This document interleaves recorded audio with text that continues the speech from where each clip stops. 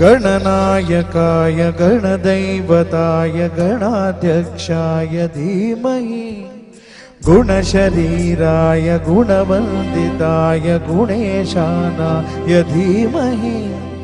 गुणाधीताय गुणाधीशाय गुणप्रविष्टाय धीमहि एकदन्ताय वक्रतुण्डाय गौरीतनयाय धीमहि गजेशानाय भालचन्द्राय श्रीगणेशाय धीमहि एकदन्ताय वक्रतुण्डाय गौरीतनयाय धीमहि गजेशानाय भालचन्द्राय श्रीगणेशाय धीमहि